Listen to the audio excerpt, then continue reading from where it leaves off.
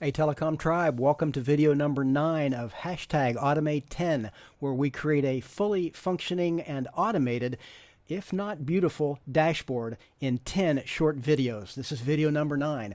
So we just added a chart. What I'd like to do to close out is to add our titles and make it all look a little bit nicer, just a little bit. So the next step is to add a date here, and I'm going to format that as Emergent Center, and that's the date.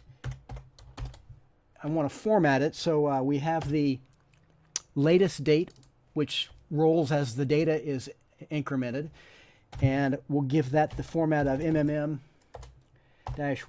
which is my personal favorite.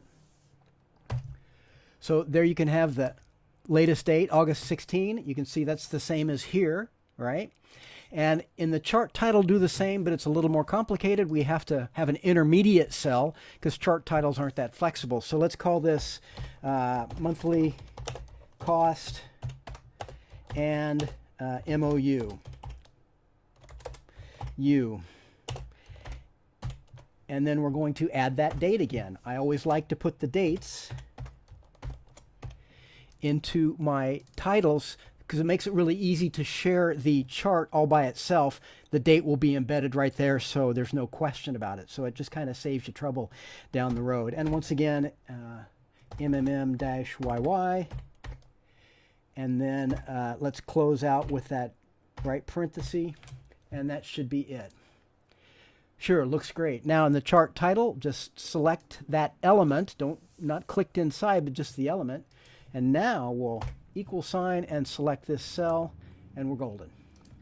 So now the title is monthly cost and MOU, and it has the current date in it, and that will increment. I'm going to show you that in the next lesson, next video. Let me move this so it'll look a little more dashboardy, and that should be roughly half.